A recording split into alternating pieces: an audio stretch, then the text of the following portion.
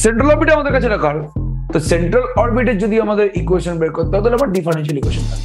এবার এই পোলার আর পেডালের মধ্যে পার্থক্যটা কি? পোলার কোঅর্ডিনেট সিস্টেমে একটা হচ্ছে ডিস্টেন্স, একটা হচ্ছে angle, but pedal coordinate system Cartesian coordinate system, দুটোই আমাদের ডিস্টেন্স।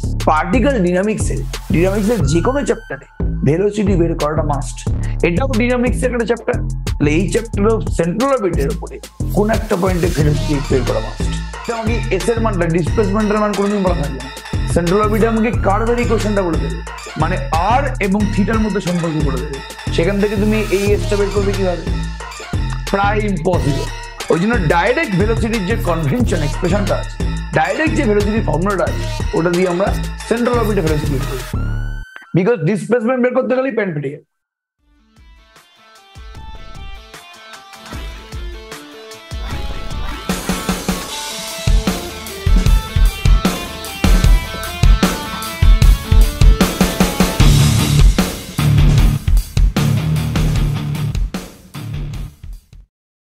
আমাদের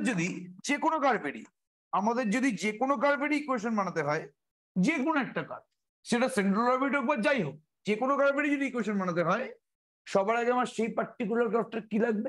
সবার আগে আমার সেই পার্টিকুলার কার্ভের ডিফারেন্সিয়াল ইকুয়েশন লাগবে।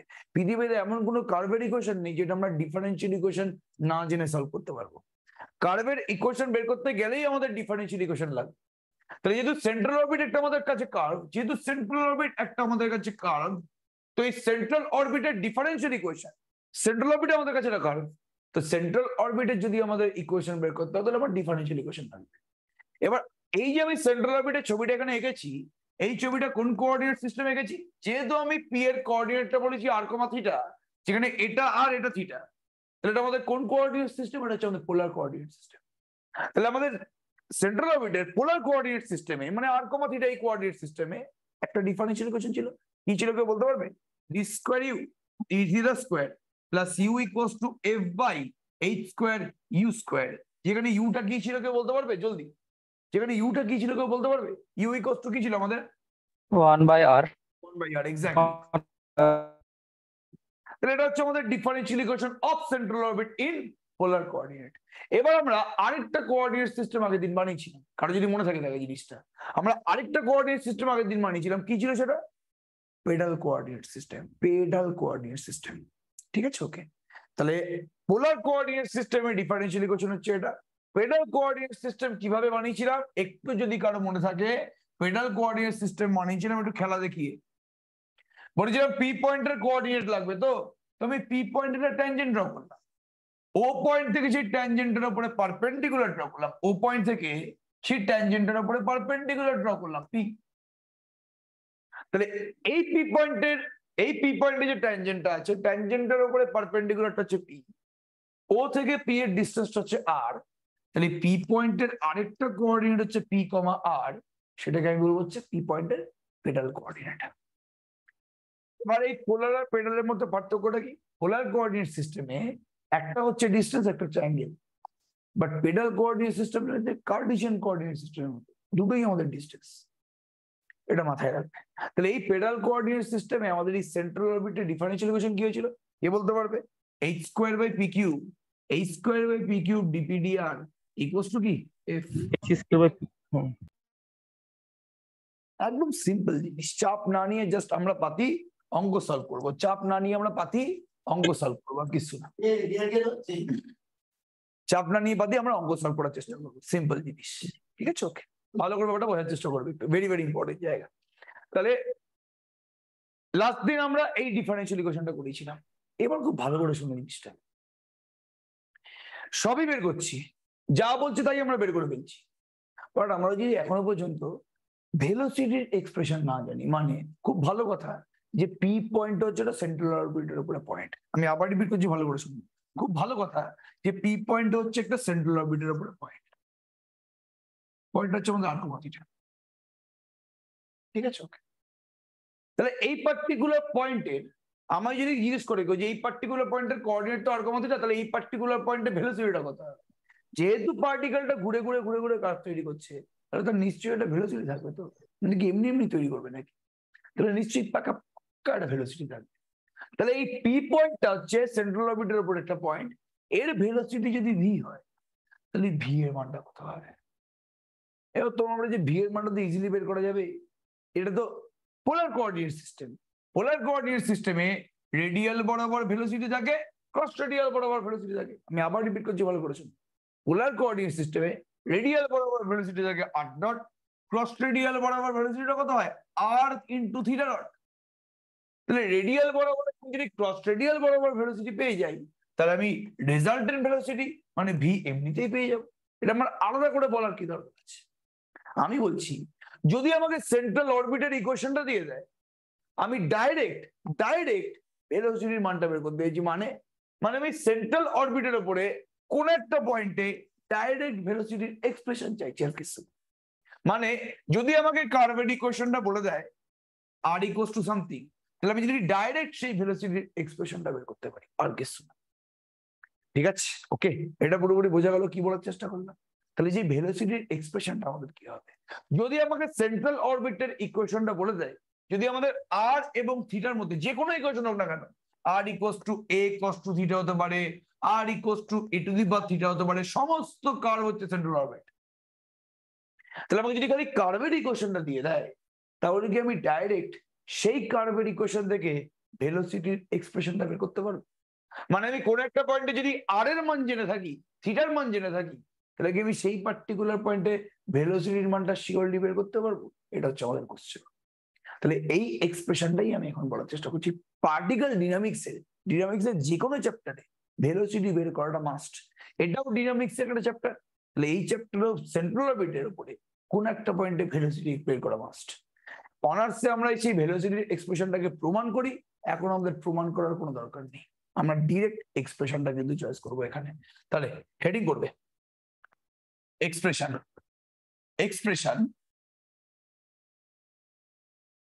of velocity, expression of velocity in a central orbit, expression of velocity in a central orbit. ঠিক আছে, ওকে। তাহলে ভেলোসিটি এক্সপ্রেশনটা কি হবে? তাহলে let P R comma theta be a point on the central orbit. লিখে নেবে এটা, be a point on the central orbit and let v be the velocity।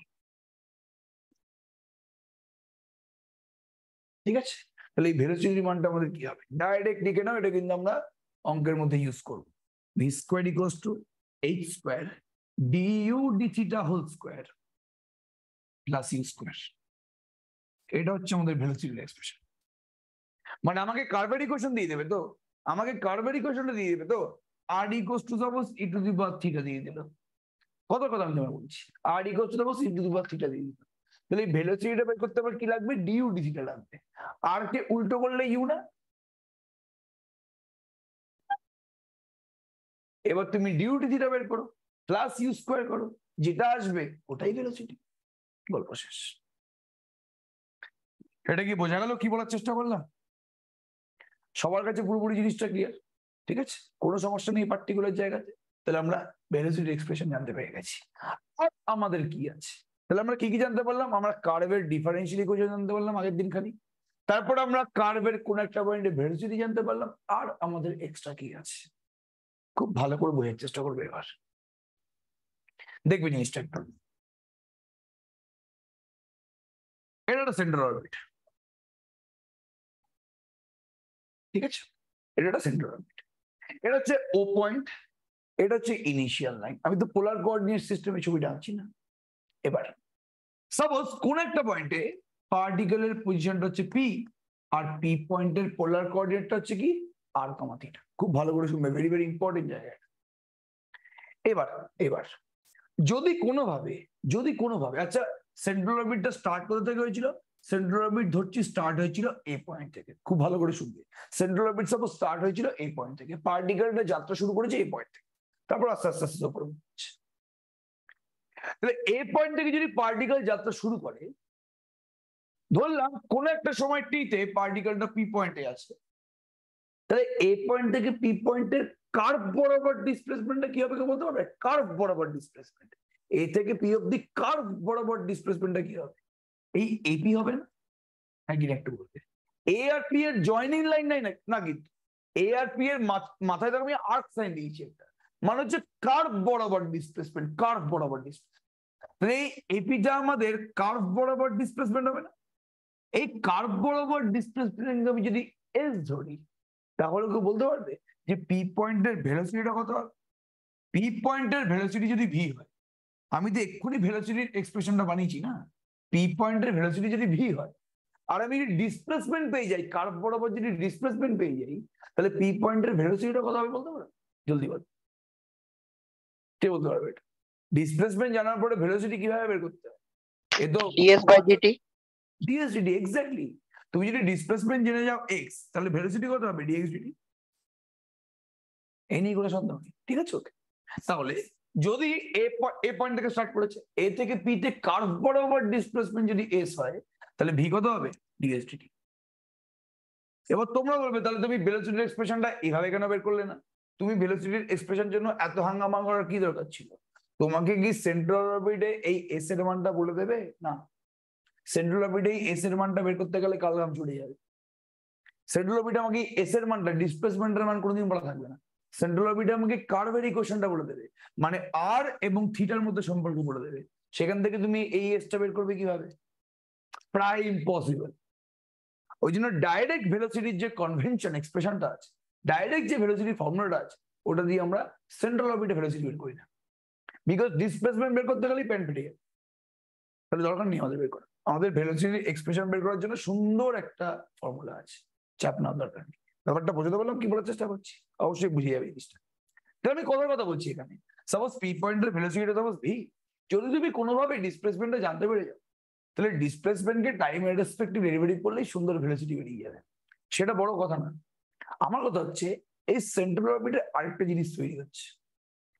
A point থেকে যখন পার্টিকেলটা পি পয়েন্টে গেছে, তখন খালি কিন্তু ডিসপ্লেসমেন্ট তৈরি হয়েছে এরকম না, আরেকটা জিনিসও কিন্তু তৈরি হয়েছে। ভালো করে শুনবে কি বলার চেষ্টা করছি। এবার আমাদের এ পয়েন্ট থেকে পি পয়েন্টে যাওয়ার দরুন খালি কি ডিসপ্লেসমেন্ট তৈরি হয়েছে? ডিসপ্লেসমেন্ট তৈরি হয়েছে অবশ্যই, বাট এ পয়েন্ট থেকে পি পয়েন্ট, এই রেডিয়াস ভেক্টরটা এ থেকে পি তে যাওয়ার জন্য একটা সুন্দর এরিয়াও তৈরি হয়েছে না? এই দেখো,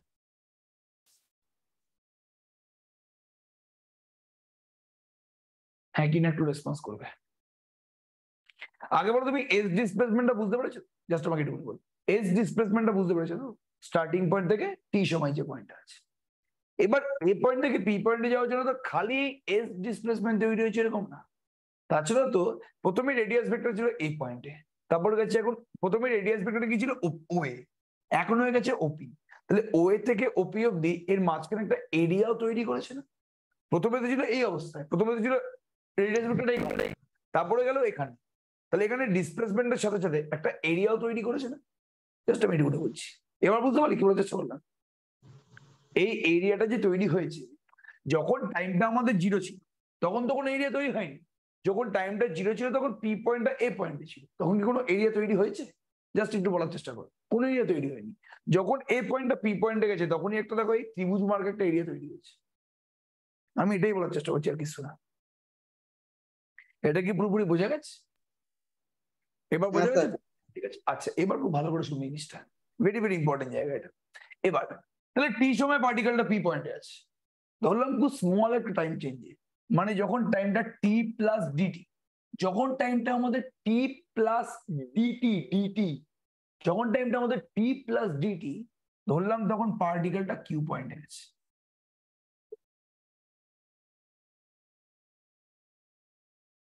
ঠিক আছে, যখন পার্টিকেলটা কিউ পয়েন্টে আছে তখন রেডিয়াস ভেক্টরটা কত একটু বলো তো? এই ও কিউ না? ঠিক আছে, তাহলে পি পয়েন্টের রেডিয়াস ভেক্টর ছিল আর, কিউ পয়েন্টের রেডিয়াস ভেক্টরের মানটা চেঞ্জ হবে নাকি সেম থাকবে? জলদি বলো, কিউ পয়েন্টের রেডিয়াস ভেক্টরের মানটা চেঞ্জ হবে নাকি সেম থাকবে? তোমাদের অবশ্যই চেঞ্জ। ঠিক আছে, ডিসটেন্স পাল্টাচ্ছে, তাহলে খুব স্মল টাইমের চেঞ্জ যেহেতু, তাহলে চেঞ্জটাও খুবই স্মলই হবে। আর প্লাস ডিআর হচ্ছে, আমি কথার কথা বলছি, আর প্লাস ডিআর হবে। ঠিক আছে, ওকে। তাহলে যেহেতু টাইমের চেঞ্জটা খুবই কম, তাহলে রেডিয়াস ভেক্টরের চেঞ্জটা খুবই কম হবে। আগেরটা আর ছিল, এবারে আর প্লাস ডিআর হবে। ঠিক আছে, ওকে। এবার বলো, এবার এই যে পি থেকে কিউতে গেল, পি পয়েন্টের ডিসপ্লেসমেন্ট হচ্ছে এস, বলতো পি থেকে কিউতে ডিসপ্লেসমেন্টটা কি হবে, কত হবে? খুব স্মল চেঞ্জ হবে না?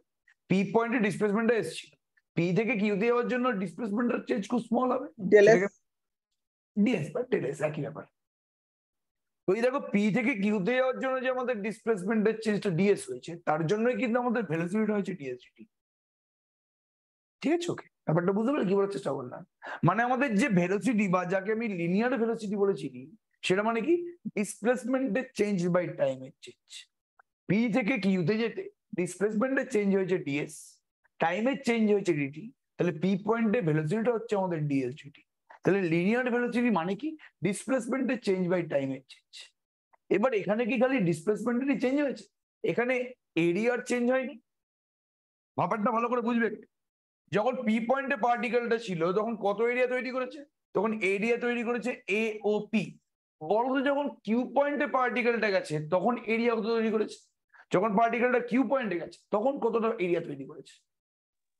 এ ও কিউ। এ ও কিউ, এ ও কিউ এক্স্যাক্টলি। প্রথমে পি পয়েন্টে যখন তৈরি করেছে এ ও পি, যখন কিউ পয়েন্টে তৈরি করেছে এ ও কিউ। তাহলে এরিয়ার চেঞ্জ এখানে কত? ডিসপ্লেসমেন্টের চেঞ্জ তো তোমার ডিএস বলে দিবে, এরিয়ার চেঞ্জটা কত একটু বলতে। এরিয়ার চেঞ্জটা আমাদের পি ও কিউ না? ওপিকি। ওপি কিউ এক্স্যাক্টলি। ঠিক আছে, তাহলে পি পয়েন্টের ডিসপ্লেসমেন্টটা এস, কিউ পয়েন্টের ডিসপ্লেসমেন্টটা এস প্লাস ডিএস। তাহলে ডিসপ্লেসমেন্টের চেঞ্জ কত ডিএস, টাইমের চেঞ্জ কত ডিটি। তাহলে লিনিয়ার ভেলোসিটিটা বেরিয়ে গেছে ডিসপ্লেসমেন্টের চেঞ্জ বাই টাইমের চেঞ্জ। আরেকটাও চেঞ্জ হয়েছে এখানে ডিসপ্লেসমেন্টের সাথে, কি এরিয়া। যখন পি পয়েন্টে ছিল তখন এরিয়া ছিল এ ও পি, যখন কিউ পয়েন্টে গেছে তখন এরিয়া হচ্ছে এ ও কিউ। তাহলে এরিয়ার চেঞ্জ কত? Area of A O Q minus area of A O P, মানে area of P O Q. তাহলে আমি যদি বলি যে এরিয়া চেঞ্জ মানে area of P O Q by টাইমের চেঞ্জ, এটাকে আমি কি বলবো জানো? এটাকে বলবো এরিয়াল ভেলোসিটি। তাহলে ডিসপ্লেসমেন্টের চেঞ্জ বাই টাইমের চেঞ্জ করলে হচ্ছে আমাদের লিনিয়ার ভেলোসিটি, আর এরিয়ার চেঞ্জ বাই টাইমের চেঞ্জ করলে হচ্ছে আমাদের এরিয়াল ভেলোসিটি। আমি কি বোঝাতে পারলাম? হ্যাঁ, কি একটু রেসপন্স করবে, এই জায়গাটা কি ক্লিয়ার? তাহলে ডিসপ্লেসমেন্টের চেঞ্জ, লিনিয়ার ডিসপ্লেসমেন্টের চেঞ্জ বাই টাইমের চেঞ্জ করলে হচ্ছে আমাদের লিনিয়ার ভেলোসিটি। আর সেন্ট্রাল অরবিটে একমাত্র আরেকটা ভেলোসিটি লক্ষ্য করা যায়, কি এরিয়াল ভেলোসিটি, যে এরিয়ার চেঞ্জ বাই টাইমের চেঞ্জ করে যেটা আছে ওটা হচ্ছে আমাদের কি এরিয়াল ভেলোসিটি। আগে বলো এই জিনিসটা পুরোপুরি বুঝতে পারলে কিনা, তারপর তো নেক্সট কথা। তাহলে এবার হেডিং করবে একটু এরিয়াল ভেলোসিটি মানে।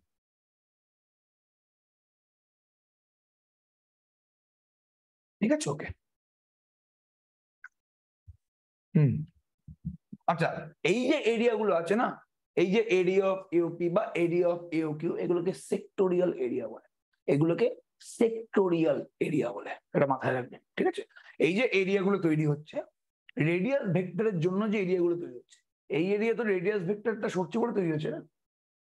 রেডিয়াস ভেক্টর না সরলে এরিয়া তৈরি হতো না। তাহলে রেডিয়াস ভেক্টরটা সরার জন্য যে এরিয়া গুলো তৈরি হচ্ছে এদেরকে সেক্টোরিয়াল এরিয়া বলে। ঠিক আছে, তাহলে এরিয়াল ভেলোসিটি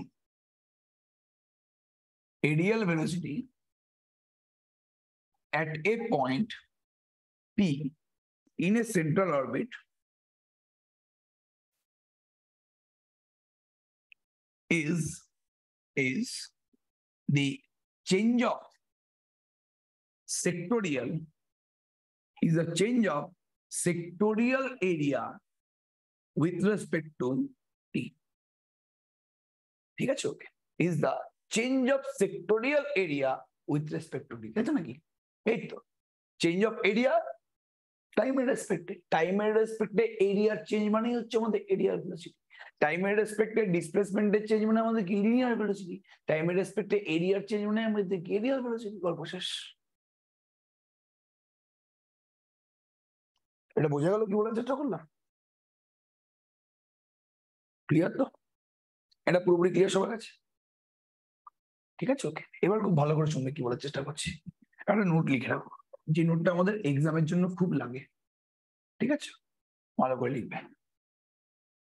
ঠিক আছে, 2 into aerial velocity equals to PV equals to r square theta. মানে কারোর যদি কখনো এরিয়াল ভেলোসিটি বের করতে ইচ্ছা করে না, তাহলে যে এই ফর্মুলা দিয়ে বের করতে পারবে। তাহলে কারোর যদি এরিয়াল ভেলোসিটি, সাপোজ তোমাকে যদি কোনো একটা পয়েন্টে এরিয়াল ভেলোসিটি বের করতে দেয়, তাহলে খুব ইজিলি আমরা কিন্তু এই ফর্মুলা দিয়ে বের করতে পারবো। এটাই হচ্ছে আমাদের ফর্মুলা, ঠিক আছে? ওকে, এবারে প্রুফ আমাদের সত্যিকার বলতে দরকার নেই। এখানে পিটা কি কেউ বলতে পারবে? এখানে পিটা কি জলদি বলবে? এখানে পিটা কি কেউ বলতে পারবে? স্মল পিটা, স্মল পি মানে তো আমি আগের দিনই বলে দিয়েছিলাম। স্মল পি মানে কেউ বলতে পারবে? আচ্ছা বলো তো, এখানে আমি কোন পয়েন্টে এরিয়াল ভেলোসিটি বের করছি? এর জন্য ছবিটা এঁকে রাখাটা কিন্তু দরকার। এখানে আমি কোন পয়েন্টে এরিয়াল ভেলোসিটি বের করছি? আমি এখানে পি পয়েন্টে এরিয়াল ভেলোসিটি বের করছি। এই পয়েন্টের কোঅর্ডিনেটটা কি? আর কমা থিটা। আমি এখানে পি পয়েন্টের এরিয়াল ভেলোসিটি বের করছি। তার জন্য এখানে যে স্মল ভিটা আছে, এখানে স্মল ভিটা হচ্ছে লিনিয়ার ভেলোসিটি অ্যাট কোন পয়েন্ট? পি পয়েন্ট, ঠিক আছে? ওকে, ভালো করে লিখবি, যেটা ভেরি ভেরি ইম্পর্টেন্ট, সবকিছু জানা দরকার। যেখানে ভিটা হচ্ছে লিনিয়ার ভেলোসিটি অ্যাট পি।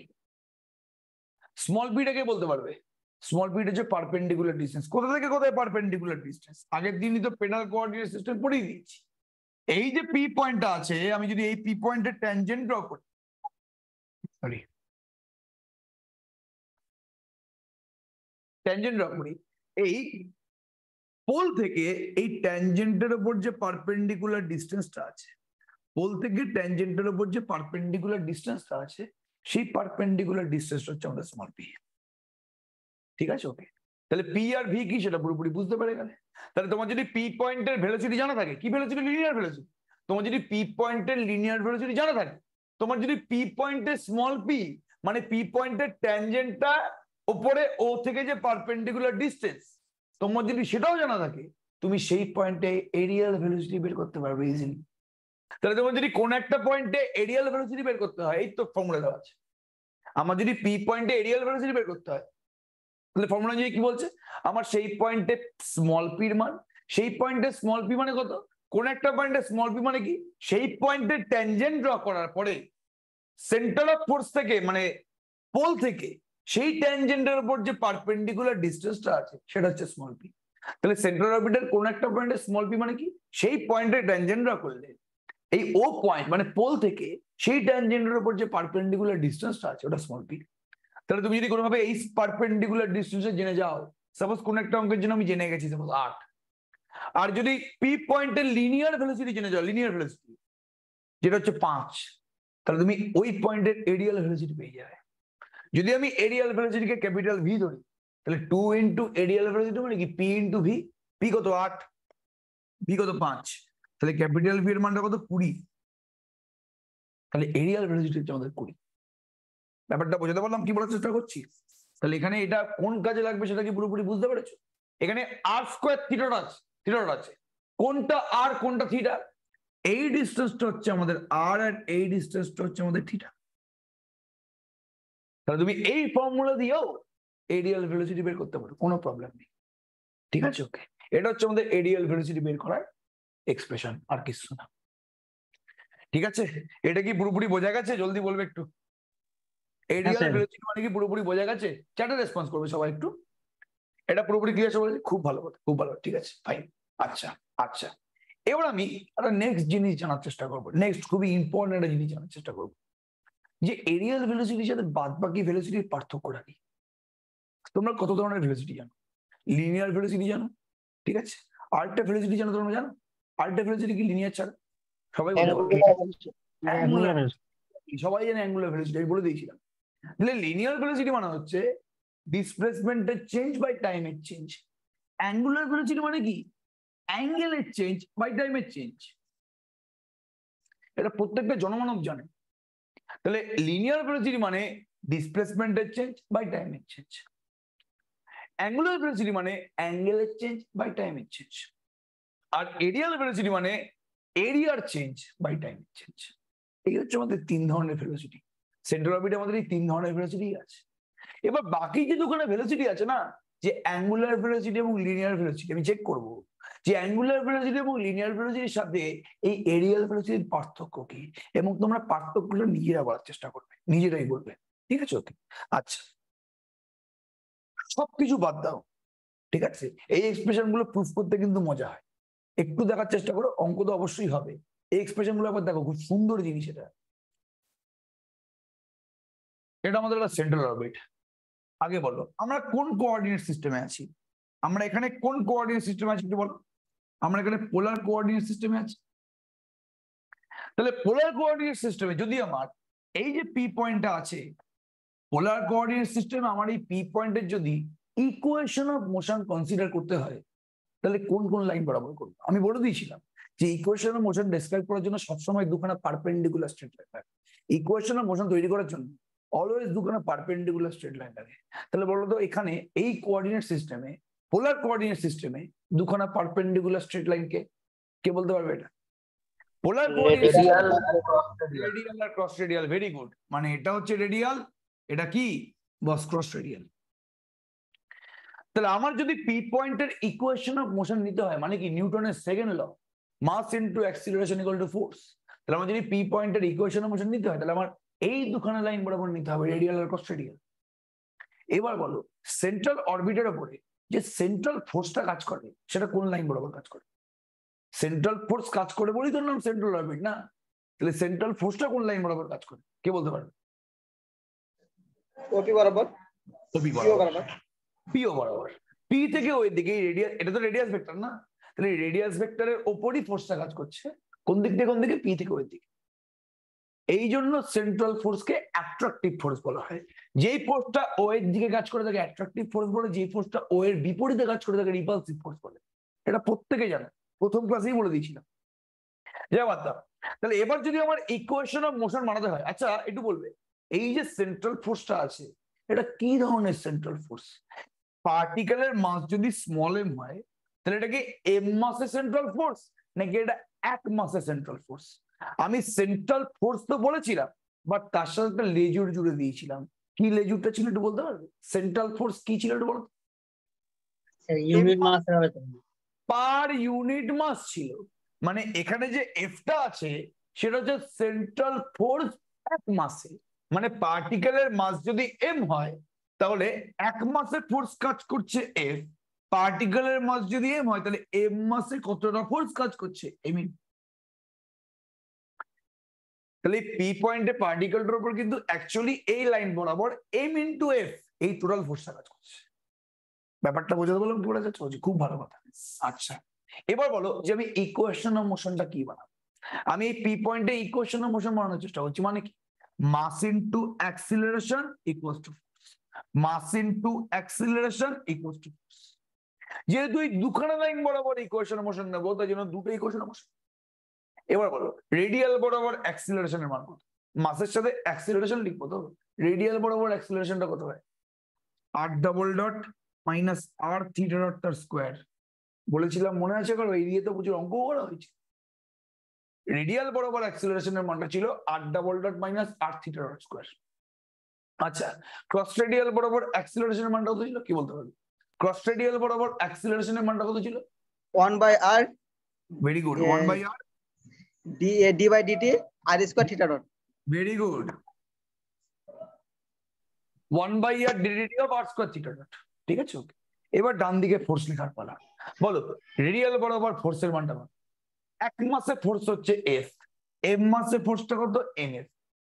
তাহলে এই লাইন বরাবর আমি ইকুয়েশন অফ মোশন লিখছি, মাস ইনটু এই লাইন বরাবর অ্যাক্সিলারেশন লিখেছি। তাহলে ডান দিকে এই লাইন বরাবরই ফোর্স লিখবো, ফোর্সের মানটা কত হবে? Minus M F. কেন মাইনাস হলো?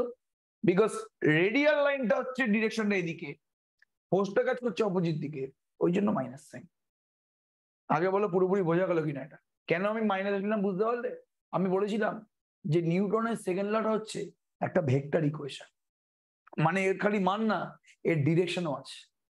তাহলে বাম দিকে আর ডান দিকে খালি মান সমান হলে চলবে না, বাম দিকে আর ডান দিকে ডিরেকশনটাও সেম হতে হবে। অ্যাক্সিলারেশনের ডিরেকশনটা হচ্ছে এদিকে, ফোর্সটা কাজ করছে অপোজিট দিকে, তাহলে ফোর্সের আগে যদি মাইনাস দিয়ে দিই তাহলে এই ফোর্সের ডিরেকশনটা ওদিকে হয়ে গেল। এম এফ এর ডিরেকশনটা এদিকে, আগে মাইনাস সাইন দিয়ে দিলে ডিরেকশনটা কোন দিকে হয়ে যাবে? উল্টো দিকে হয়ে যাবে। কেন এখানে মাইনাস হলে প্রত্যেকে বুঝতে পারে যেটা নতুন নতুন ভর্তি হয়েছে। এটা 4 নম্বর ক্লাসে একটু সমস্যাটা হবেই, ঠিক আছে? প্রত্যেকে বুঝতে পারছো তো এটা? আর বলো তো ক্রস রেডিয়াল বরাবর ফোর্সের মানটা কত হবে, কি বলতে পারবে? 0 হবে, 0। একটাই ফোর্স কাজ করছে রেডিয়াল বরাবর, সেটা ক্রস রেডিয়ালের সাথে 90° অ্যাঙ্গেল করে বসে আছে। একটাই ফোর্স কাজ করছে এই লাইন বরাবর, আমি এই লাইন বরাবর ফোর্সের মান চাইছি, তাহলে এই ফোর্সটা এই লাইনের সাথে 90° অ্যাঙ্গেল করে বসে আছে, তাহলে এই লাইন বরাবর ফোর্সের মান হবে mf cos 90 মানে 0। অ্যাঙ্গেল তো 90° না, তাহলে কম্পোনেন্টটা কি হবে mf cos 90 মানে 0, তার মানে কোনো ফোর্স নেই। ঠিক আছে, এবার তুমি সেকেন্ড ইকুয়েশনটা থেকে আসো। এখান থেকে বলতে পারি যে D D T of R square theta dot এটা 0। এখান থেকে বলতে পারি সেকেন্ডটা থেকে যে D D T of R square theta ডটটা 0, মানে বলতে পারি যে D of R square theta ডটটা আমাদের 0। আচ্ছা ইন্টিগ্রেশন করলে কি হবে এটা বলতে পারবে? জলদি বলবে, এটা আমি আগের দিন বোধহয় বলেও দিয়েছিলাম। আর স্কোয়ার থিটা ডটটা কি হবে এটা বলো তো? এটা কি এইচ বলেছিলাম? এইচ এটা কনস্ট্যান্ট। তাহলে আর স্কোয়ার থিটা ডটটা যদি এইচ হয় এবং সেটা যদি কনস্ট্যান্ট হয়, তাহলে এখানে তোমরা এরিয়াল ভেলোসিটি সম্বন্ধে কি বলতে পারবে একটু বলো তো? হাই রে, h/2 aerial velocity equals to h/2 half into areal velocity, সবসময় আর square theta dot always constant.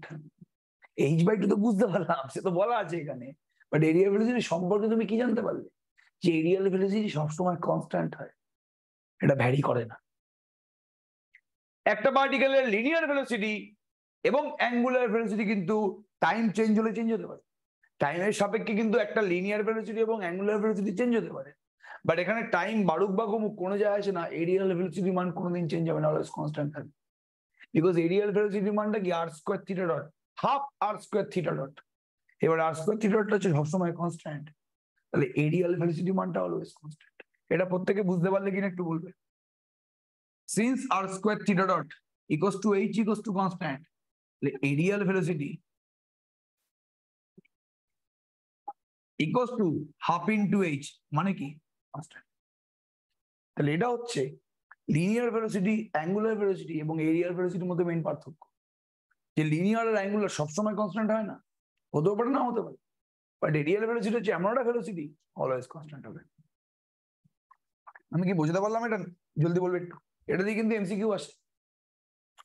আমার এমসিকিউটা নেই মানে এই এমসিকিউ আসে না কোনো মানে নেই। কিন্তু এরিয়াল ভেলোসিটির উপরে 4টে অপশন দিয়ে দিল, তার মধ্যে একটা অপশন হচ্ছে কনস্ট্যান্ট, ব্যাস কনস্ট্যান্ট মাত্রা। এখান থেকে আর একটা সুন্দর এক্সপ্রেশন আসছে, P V equals to R square theta dot. তো আবার আর স্কয়ার থিটা ডট মানে এইচ না, তার মানে অ্যাকচুয়ালি পিভি ইকুয়ালস টু কি এইচ। খুবই ইম্পর্টেন্ট এটা কিন্তু রেজাল্ট, একটা খুবই ইম্পর্টেন্ট রেজাল্ট। এটাকে আমি আগের দিন বলেছিলাম, একটু বলবে। বলছে একটা সেন্ট্রাল অরবিট আছে এখানে, এবার সেন্ট্রাল অরবিটের উপরে যে কোনো পয়েন্ট কনসিডার করতে বলছে। বলছে এক দুটো পয়েন্ট, তুমি যে কোনো পয়েন্ট কনসিডার করলাম, যে কোনো পয়েন্ট। আমরা একটা পয়েন্ট কনসিডার করলাম পি, যার কোঅর্ডিনেটটা 4,3। এবারে পি পয়েন্টের উপরে কি ফোর্স কাজ করবে? সেন্ট্রাল অরবিট যেহেতু, তুই পি পয়েন্টের উপরে সেন্ট্রাল ফোর্স কাজ করো, এই নিয়ে কোনো সন্দেহ নেই। যেহেতু সেন্ট্রাল অরবিট, তাহলে এই পি পয়েন্টের উপরে সেন্ট্রাল ফোর্স কাজ করবে শিওরলি। ওকে, এবার এই সেন্ট্রাল ফোর্সটা না ডেফিনেশন দিয়ে দিয়েছে, এই সেন্ট্রাল ফোর্সটারই ডেফিনেশন দিয়ে দিয়েছে। বলছে কোশ্চেনটা পড়বে, বলছে if the central force varies as the distance from a fixed point.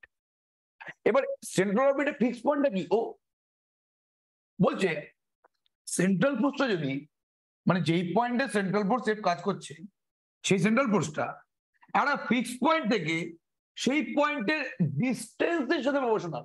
এবার বলো এই ফিক্সড পয়েন্ট ওটা থেকে এই পি পয়েন্টের ডিস্টেন্সটা কত? ফিক্সড পয়েন্ট ও থেকে পি পয়েন্টের ডিস্টেন্সটা কত? পি এর আর আর আর তাহলে এটা এটা থিটা। তাহলে ফিক্সড পয়েন্ট থেকে পি পয়েন্টের ডিস্টেন্স হচ্ছে আমাদের আর, পি পয়েন্টে ফোর্স কাজ করছে এফ, তাহলে এফটা বলেছি প্রপোর্শনাল টু আর। এতটা হেয়ালি করে এইটা বলেছে খালি যে সেন্ট্রাল ফোর্সটা varies as the distance from a fixed point. তাহলে ডিস্টেন্সটা আমাদের আর ও পয়েন্ট থেকে, তাহলে পি পয়েন্টে যে সেন্ট্রাল ফোর্স এফটা কাজ করছে সেটা ডিস্টেন্স সেটা প্রপোর্শনাল। ঠিক আছে, তাহলে এপি ইকুয়ালস টু নিউ আর। তাহলে বলেছে এইটা কি ধরনের কার্ভ, এটা কি ধরনের কার্ভ হবে, বলছে এটা কি ধরনের কার্ভ হবে, এই সেন্ট্রাল অরবিটটা কি ধরনের কার্ভ হবে। চারটা অপশন দিয়েছে, সার্কেল, ইলিপস, প্যারাবোলা, হাইপারবোলা। এবার বলো কার্ভের ইকুয়েশন বের করতে গেলে কি লাগে, জলদি বলবে। কার্ভের ইকুয়েশন বের করতে গেলে কি লাগে,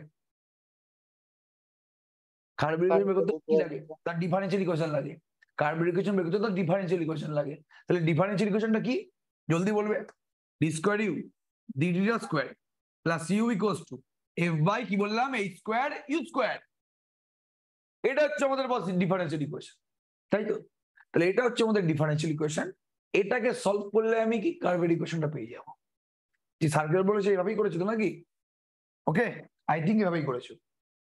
এবার আর মানে বলতে পারি 1/u, ইউ মানে তো 1/, তাহলে আর মানে হচ্ছে 1/u, তাহলে বসিয়ে দাও এখানে।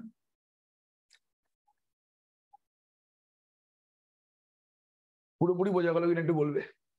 তাহলে কি বেরোলো আমাদের differential equation, D square U D theta square plus U equals to mu by H square U cube. এটা পুরোপুরি বুঝতে পারলে কিনা একটু বলবে। এটা ডিফারেন্সিয়াল ইকুয়েশন প্রত্যেকের হয়ে গেছে, এটা সলভ করবো আমরা কিভাবে? স্যার আগে সিএফ বার করতে হবে, তারপর পিআই। আগে সিএফ তারপর পিআই। সিএফ বের করে পিআই বের করে ঝামেলা হয়ে যাবে, কিন্তু বিশাল বড় অঙ্ক হয়ে যাবে। একটা কাজ করবে, একটা কাজ করবে, পোলার কোঅর্ডিনেট না নিয়ে আমি যদি পেডাল কোঅর্ডিনেট নিই, যদি পোলার কোঅর্ডিনেট না নিয়ে পেডাল কোঅর্ডিনেট নিই, তাহলে কি হবে?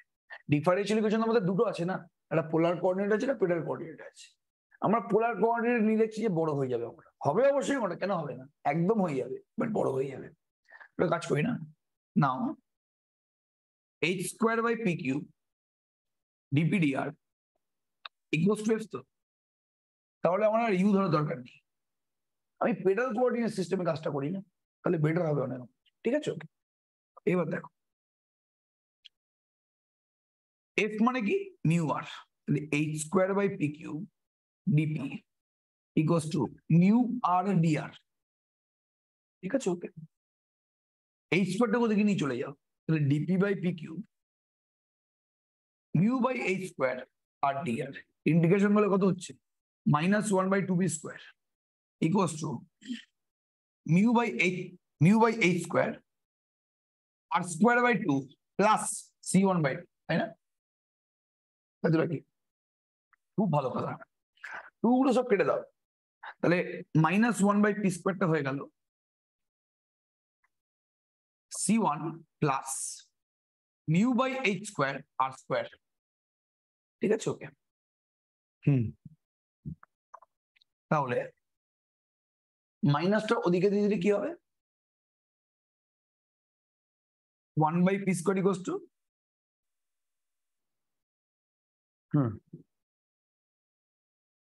এটা আমাদের আসছে তো 1/p square equals to -c1 minus mu by H square R square আসছে। এখান থেকে বলা যাবে আমাদের কি হবে, এটা আলটিমেটলি এটা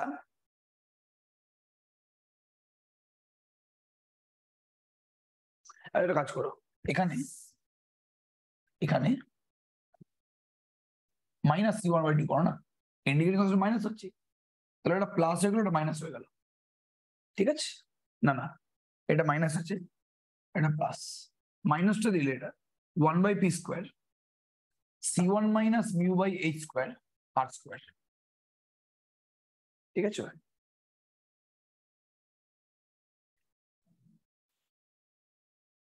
এটা আমাদের চলে এসছে এখানে, এটা আমাদের এখানে চলে এসছে। আচ্ছা, এখান থেকে কি বলা যাবে কার্ভের ইকুয়েশনটা কি, এখান থেকে কি এবার কার্ভের ইকুয়েশনটা কি বলা যাবে, চেষ্টা করে দেখবে। এখানে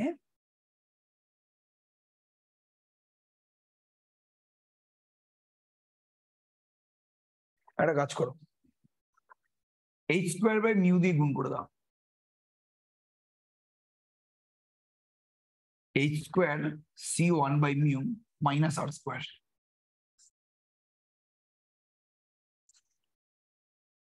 হ্যাঁ, হয়ে গেছে, হয়ে গেছে। যদিও পেডাল ইকুয়েশন অনেকে জানা নেই, বাট মাথায় রাখবে a square B square by P square equals to A square plus B square minus R square. এই জায়গাটা কিন্তু ভেরি ভেরি ইম্পর্টেন্ট। এটা ইলিপসের, বাই পি স্কোয়ার কি বলছো বলো? এটা ইলিপসের, এটা ইলিপসের ইকুয়েশন এক্স্যাক্টলি। ঠিক আছে, এটা ভালো করে শোনো জিনিসটা একটু। A square B square by P square equals to A square plus B square minus R square. এই পেডাল ইকুয়েশনটা হচ্ছে ইলিপসের ইকুয়েশন। ঠিক আছে, ওকে। এখানে যে আমাদের সেন্ট্রাল অরবিটটা সেটা প্রায় এরকম টাইপেরই দেখতে না, তাই তো নাকি? এখানে some constant by P square equals to some constant minus R square. কত কথা বলছি আমি এখানে? এ স্কোয়ার বি স্কোয়ার থাকলে এখানে যে এ স্কোয়ার প্লাস বি স্কোয়ার কোনো মানে নেই কিন্তু। ঠিক আছে, আমি জাস্ট কথা বলছি। এখানে আমাদের একটা কনস্ট্যান্ট বাই পি স্কোয়ার থাকবে, এখানে some constant minus R square থাকবে, এখানে একটা কনস্ট্যান্ট বাই পি স্কোয়ার থাকবে, এখানে equals to some constant minus R square থাকবে। যদি এরকম টাইপের তুমি কোনো ইকুয়েশন পেয়ে যাও, এটা হচ্ছে ইলিপস।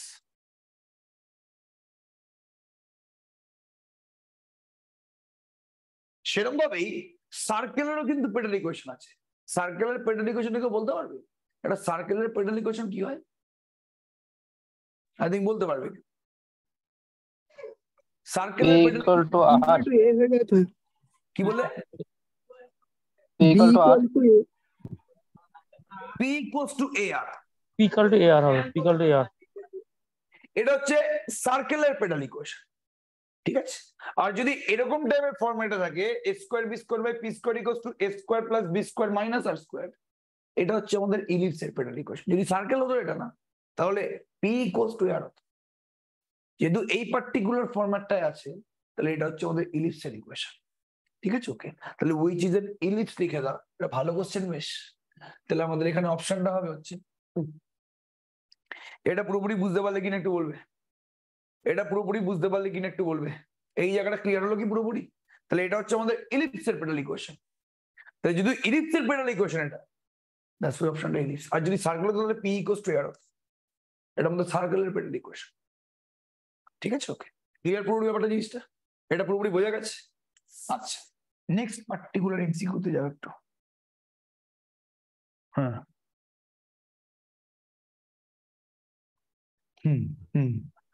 বাহ, ইকুইঅ্যাঙ্গেল স্পাইরাল হবে স্যার। আচ্ছা, এটা ইকুইঅ্যাঙ্গেল স্পাইরাল হচ্ছে কিভাবে বলছে সেটা একবার দেখছি আমি করে। এটা এখানে কি বলছে? বলছে in an orbit describe under a force to a centre, বলছে the velocity at any point is inversely proportional to the distance. বলছে যদি এটা আমাদের সেন্ট্রাল অরবিট হয়,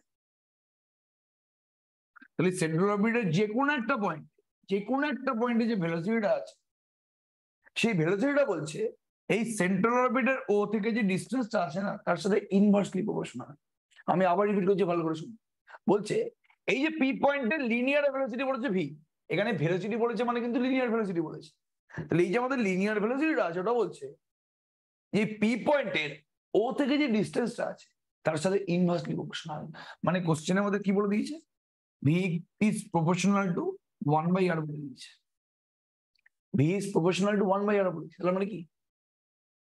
V equals to mu by R, মানে কি মিউ ইন্টু ইউ। তাহলে তোমাকে কার্ভের ইকুয়েশনটা বানাতে বলেছে। ভেলোসিটির ইকুয়েশন দিয়ে দিয়েছে, সেখান থেকে কার্ভের ইকুয়েশন বানাতে বলেছে। কিভাবে বানাবে একটু বলো? ভেলোসিটির ইকুয়েশন দিয়ে দিয়েছে, সেখান থেকে কার্ভের ইকুয়েশন বানাতে বলেছে। কিভাবে বানাবে একটু বলো? সিম্পল আছে অঙ্কটা। ভেলোসিটির ইকুয়েশন থেকে কার্ভের ইকুয়েশন বানাতে হবে। কিভাবে বানাবে বলো?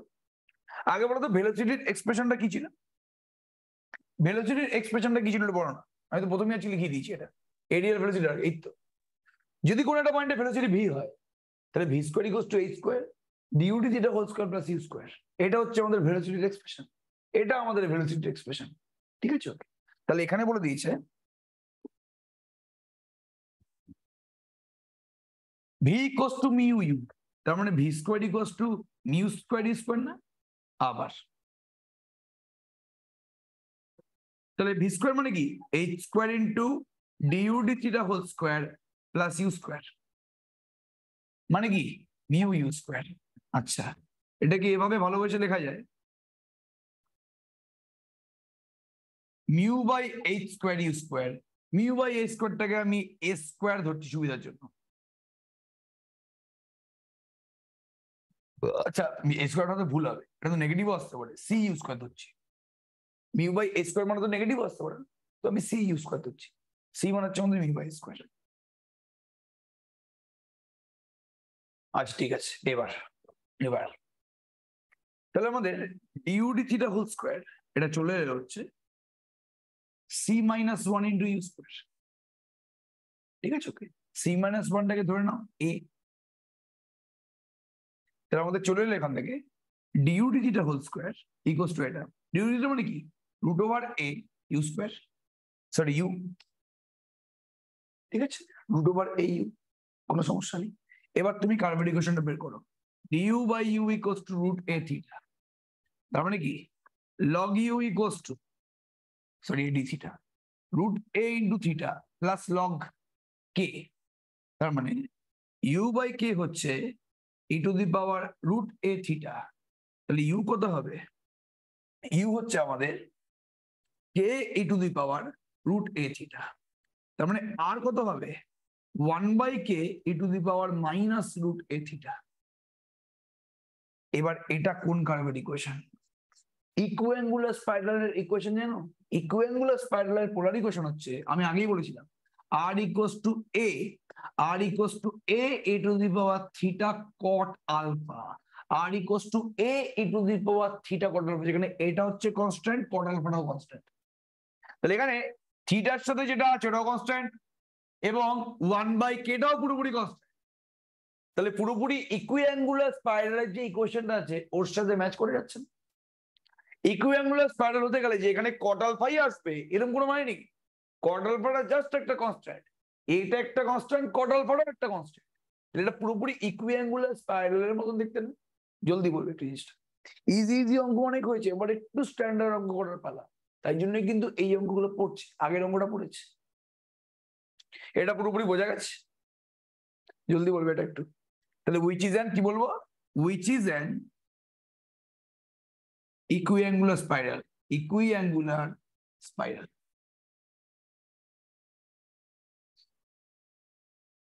এটা বোঝা গেছে পুরোপুরি প্রত্যেকের? সবাই রেসপন্স করে একটু, এটা কি প্রত্যেকের বোঝা গেছে? তাহলে কোন অপশনটা আমাদের কারেক্ট হবে? আমাদের অপশন কারেক্ট হচ্ছে ইকুয়াঙ্গুলার স্পাইরাল। আগে বলো, তোমরা কি প্যারাবোলা, ইলিপস আর সার্কেলের পোলার ইকুয়েশন জানো? প্যারাবোলা, ইলিপস আর সার্কেলের কি পোলার ইকুয়েশন জানো? হ্যাঁ স্যার, নোটে আমি আগের দিন যদিও বলে দিয়েছিলাম, সব কটাই বলে দিয়েছিলাম, আগের দিন পুরো আমি বলে দিয়েছিলাম যে প্যারাবোলা, ইলিপস এবং হাইপারবোলা বলে দিয়েছিলাম। প্যারাবোলা, ইলিপস, হাইপারবোলা এবং সার্কেল, তাদের পোলার ইকুয়েশন কি হবে? প্যারাবোলা, ইলিপস, হাইপারবোলার একটাই polar equation, L/R equals to 1 plus E cos থিটা। E যদি 1 হয় তাহলে প্যারাবোলা, E যদি লেস দেন 1 হয় তাহলে ইলিপস, E গ্রেটার দেন 1 হলে আমাদের কি? হাইপারবোলা। আর আমাদের সার্কেলের পোলার ইকুয়েশনটা হচ্ছে R equals to A cos 2 theta অথবা R ইকুয়ালস টু A। দুটোই আমাদের সার্কেলের পোলার ইকুয়েশন। ব্যাপারটা বোঝা গেছে? তাহলে এখানে আমাদের যে পোলার ইকুয়েশন বেরিয়েছে ওটা না সার্কেল, না প্যারাবোলা, না হাইপারবোলা, না ইলিপস, এক্সপোনেনশিয়াল ফাংশন দিয়ে বেরিয়েছে, মানে ডেফিনেটলি এটা ইকুয়াঙ্গুলার স্পাইরাল। পুরোপুরি বোঝা গেল কিনা একটু বলবে?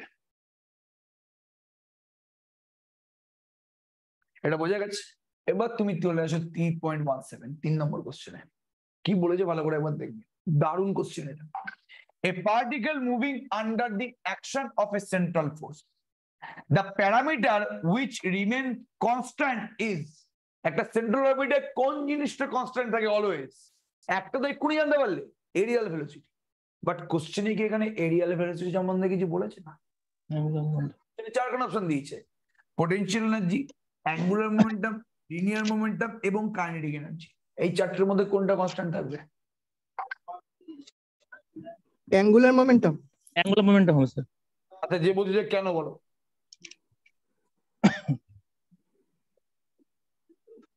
অ্যাঙ্গুলার মোমেন্টাম হচ্ছে অপশন 2 কারেক্ট। আবার কোশ্চেন হচ্ছে কেন? স্যার আর স্কয়ার থিটা ডটটা কনস্ট্যান্ট বল। হ্যাঁ আচ্ছা, খুব ভালো কথা বলেছে, বলছে যে আর স্কয়ার থিটা ডটটা হচ্ছে কনস্ট্যান্ট। এটা তো আমি এক্ষুনি প্রমাণ করলাম। এইচ তাহলে তুমি বলছো যে আর স্কোয়ার থিটা ডটটা হচ্ছে অ্যাঙ্গুলার মোমেন্টাম, তো এটা বলছো?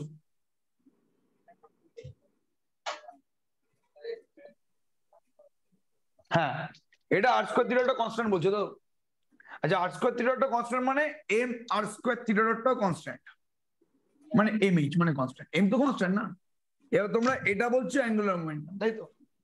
এটা অ্যাঙ্গুলার মোমেন্টাম কেন বলো তো? ওমেগা আর স্কোয়ার, জেনারেলি তোমরা অ্যাঙ্গুলার মোমেন্টাম এম ওমেগা আর স্কোয়ার বলো। ওমেগা হচ্ছে অ্যাঙ্গুলার ভেলোসিটি, অ্যাঙ্গুলার ভেলোসিটি মানে কি? Theta dot. ওমেগা হচ্ছে অ্যাঙ্গুলার ভেলোসিটি, অ্যাঙ্গুলার ভেলোসিটি মানে কি? Theta dot. তাহলে এটা অ্যাঙ্গুলার মোমেন্টাম কেন, সেটা কি কেউ জানো? এটাকে অ্যাঙ্গুলার মোমেন্টাম কেন বলে? আগে আমি অ্যান্সারটা বলে দিচ্ছি। একদম ঠিক বলেছো না?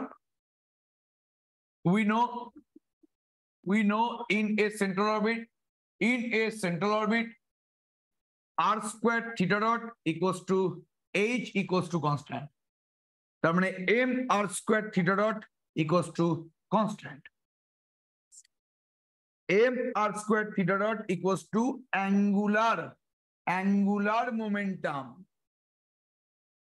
তাহলে অ্যাঙ্গুলার মোমেন্টামটা constant. But m r square theta dot টা অ্যাঙ্গুলার মোমেন্টাম কেন? অ্যাঙ্গুলার মোমেন্টাম মানে কি, কে বলতে পারবে এটা? কৌণিক ভরবেগ। সেটা তো বাংলাটা পড়ে দিলে, খুব ভালো কথা, ঠিক আছে। বাট মানেটা কি অ্যাকচুয়ালি, কনসেপ্টটা কি অ্যাকচুয়ালি অ্যাঙ্গুলার মোমেন্টাম মানে?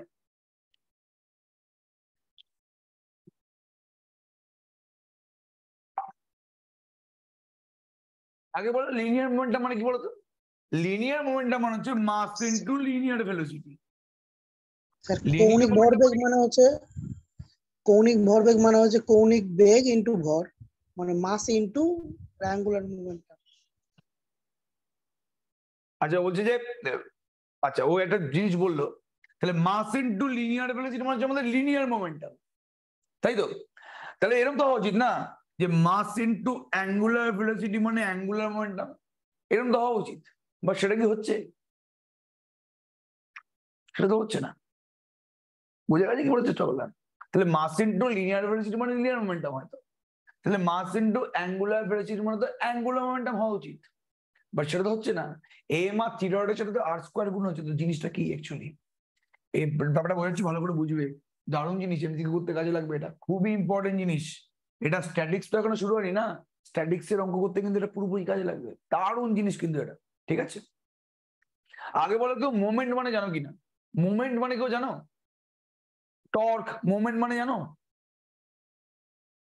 কেউ কি মোমেন্ট মানে বা টর্ক মানে জানো যে মোমেন্ট কি? আচ্ছা বলো তো, এইটা যদি একটা ফোর্স হয় এফ, এটা যদি একটা পয়েন্ট হয় ও পয়েন্ট থেকে এফ এর উপরে যদি পারপেন্ডিকুলার ডিস্টেন্স হয় পি, ও থেকে এফ এর উপর যদি পারপেন্ডিকুলার ডিস্টেন্স হয় পি, তাহলে বলতো এই এফ ফোর্স এর মোমেন্টটা কত? এফ ফোর্সটা ও এর রেসপেক্টে ঘুরছে, এফ ফোর্সটা এভাবে ও এর রেসপেক্টে ঘুরছে, পি পি পি তাহলে মোমেন্ট হবে না এফপি এফপি এফপি হবে, ফোর্স ইনটু পারপেন্ডিকুলার ডিস্টেন্স, না ফোর্স ইনটু পারপেন্ডিকুলার ডিস্টেন্স। তাহলে ফোর্স হচ্ছে আমাদের এফ, আর ও পয়েন্ট থেকে ফোর্সের উপরে পারপেন্ডিকুলার ডিস্টেন্স হচ্ছে আমাদের পি, তাহলে এই এফ ফোর্সটার ও পয়েন্টের রেসপেক্টে মোমেন্টটা কত? ফোর্স ইনটু পারপেন্ডিকুলার ডিস্টেন্স, মাথায় রাখো। এবার এই অবস্থাতেই আমরা সার্কেল ড্র করছি, এটা একটু ভালো করে জানো, এগুলো জানা খুব ভালো, জানো তো, খুবই সুন্দর ভাবে ইন্টারেস্ট তৈরি হয় সাবজেক্টের প্রতি, তাহলে এমসিকিউ করতে ভালো লাগে। ভালো করে দেখবে, আমরা সার্কেল ড্র করছি, ধরলাম সেই সার্কেলের রেডিয়াস হচ্ছে আর, ঠিক আছে। সাপোজ পয়েন্টটা হচ্ছে পি, আর পি পয়েন্টের কোঅর্ডিনেটটা হচ্ছে আর কমা থিটা, তাহলে এই অ্যাঙ্গেলটা হচ্ছে আমাদের থিটা। তাহলে বুদ্ধি করে বলে যে পি পয়েন্টের অ্যাঙ্গুলার ভেলোসিটিটা কত? পি পয়েন্টে যদি অ্যাঙ্গেল করে থিটা, তাহলে বলো অ্যাঙ্গুলার ভেলোসিটিটা কত? Theta dot very good. তাহলে কেউ বলতে পারবে যে পি পয়েন্টের লিনিয়ার ভেলোসিটিটা কত? পি পয়েন্টের অ্যাঙ্গুলার ভেলোসিটিটা তো থিটা ডট না, তাহলে পি পয়েন্টের লিনিয়ার ভেলোসিটিটা কত বলতে পারবে? কেউ জানো যে V equals to R into omega, এটা মনে আছে কারো? তাহলে আর থিটা ডট, এক্স্যাক্টলি। তাহলে খুব ভালো কথা, ভি ইকুয়ালস টু হচ্ছে আমাদের আর থিটা ডট, খুব ভালো করে শুনবে কিন্তু আমি কি বলছি।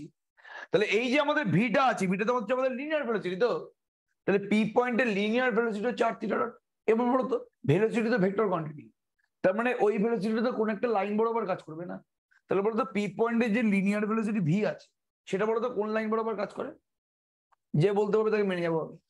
কার্ভের উপরে কোন একটা পয়েন্টের ভেলোসিটি কোন লাইন বরাবর কাজ করে, সাপোজ এটা একটা কার্ভ, এই কার্ভের এই পয়েন্টের ভেলোসিটিটা কোন লাইন বরাবর কাজ করবে, ট্যানজেন্ট বরাবর কাজ করে। ট্যানজেন্ট বরাবর। কার্ভের উপরে কোন একটা পয়েন্টের ভেলোসিটি অলওয়েজ সেই পয়েন্টের ট্যানজেন্ট বরাবর কাজ করে। তাহলে এখানে এই যে পি পয়েন্টের লিনিয়ার ভেলোসিটিটা ভি, তাহলে এটা পি পয়েন্টের ট্যানজেন্ট বরাবর কাজ করবে, এটা হচ্ছে আমাদের ভি। ঠিক আছে, খুব ভালো করে শুনবে এবার।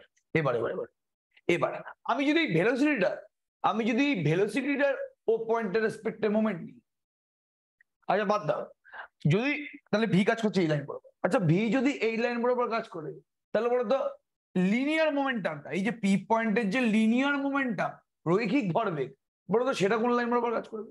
ভি যদি এই লাইন বরাবর কাজ করে তাহলে পি পয়েন্টের রৈখিক ভরবেগটা কোন লাইন বরাবর কাজ করবে, সেম লাইন বরাবর কাজ করবে না। খুব ভালো।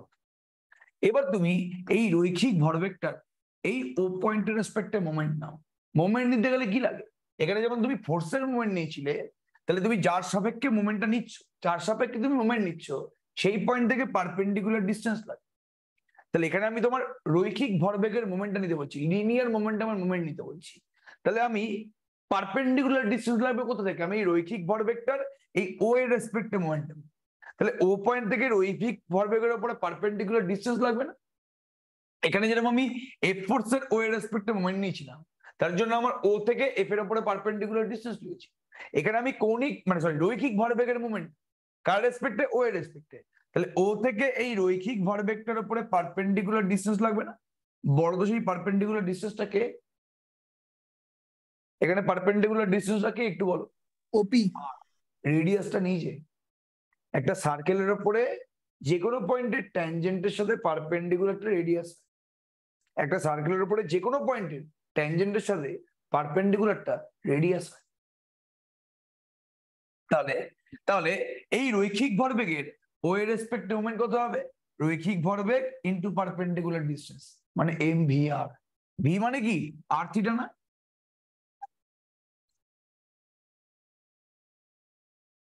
এটাই তোমরা কৌণিক ভরবেগ বলে বলছি না, অ্যাঙ্গুলার মোমেন্টাম বলছি না এটা তোমার। তাহলে অ্যাঙ্গুলার মোমেন্টাম মানে কি, অ্যাঙ্গুলার মোমেন্টাম মানে হচ্ছে লিনিয়ার মোমেন্টামের moment, moment of linear momentum, সেটা হচ্ছে অ্যাঙ্গুলার মোমেন্টাম। অ্যাঙ্গুলার মোমেন্টাম মানে মাস ইনটু অ্যাঙ্গুলার ভেলোসিটি না। তাহলে অ্যাঙ্গুলার মোমেন্টাম মানে কি মোমেন্ট অফ লিনিয়ার মোমেন্টাম। মাথায় ঢুকলো পুরোপুরি, কি বলে চেষ্টা করলাম, এটা কি পুরোপুরি ঢুকলো? তাই জন্য অ্যাঙ্গুলার মোমেন্টামটাকে মোমেন্ট অফ মোমেন্টাম বলে।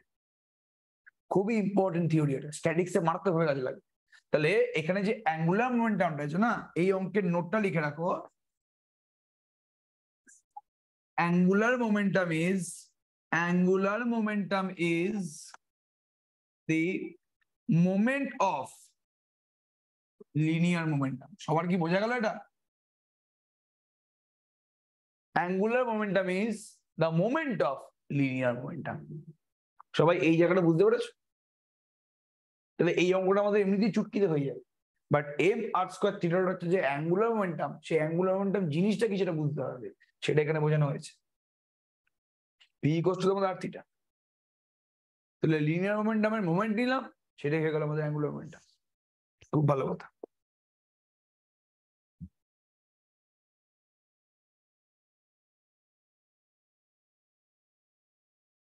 আচ্ছা আচ্ছা, এটা খুব সুন্দর কোশ্চেন, এটা তো করে দিলাম নাকি, এটা তো এক্ষুনি করলাম নাকি, সেম অঙ্কটা এক্ষুনি করলাম না। In a central orbit described under a force to a center, the velocity at any point is inversely proportional to the distance. Then the path is. A same question তো, equiangular spiral. ঠিক আছে, ওকে, next কোশ্চেনে যাও। আচ্ছা আচ্ছা, এটা এখনো থিওরিটা বলা হয়নি। আচ্ছা, এই থিওরি এখনো বলা হয়নি।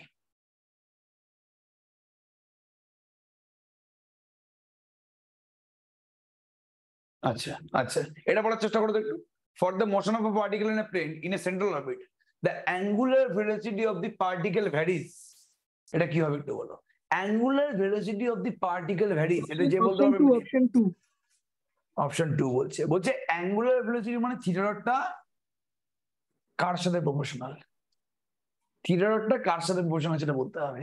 আমরা এক্ষুনি প্রমাণ করেছি যে আর স্কোয়ার থিটা ডটটা হচ্ছে এইচ মানে কনস্ট্যান্ট, এটা প্রমাণ করেছি না এক্ষুনি আমরা? এটা তো পুরো কাঁচা প্রমাণ, সেন্ট্রাল অরবিটের থিওরি এটা। তাহলে R square theta dot equals to H মানে কনস্ট্যান্ট, তাহলে থিটা ডট মানে কি হবে? H by R square. আচ্ছা এই থিটা ডট মানে আমাদের অ্যাঙ্গুলার ভেলোসিটি না, এইচটা হচ্ছে কনস্ট্যান্ট, তাহলে অ্যাঙ্গুলার ভেলোসিটিটা কার সাথে প্রপোর্শনাল? 1 বাই আর স্কোয়ার এর সাথে। তাহলে কোন অপশনটা আমাদের correct? Inversely as the square of the distance. দুটো, তিনটে, চারটে অপশন ছিল। ডিরেক্টলি অ্যাজ দি ডিস্টেন্স 4 নম্বরে ছিল, directly as the square of the distance 2 নম্বরে ছিল, inversely as the square of the distance 1 নম্বরে ছিল, ইনভার্সলি অ্যাজ দি ডিস্টেন্স। সবাই কোশ্চেন গুলো বুঝতে পারছো কিনা একটু বলবে? ঠিক আছে, থিওরি এই চ্যাপ্টারে এত আছে, এত থিওরি আছে যে একবারে বলে শেষ করা যায় না, এত আমাদের থিওরি আছে এই চ্যাপ্টারে। ব্যাপারটা পুরোপুরি বোঝা গেল?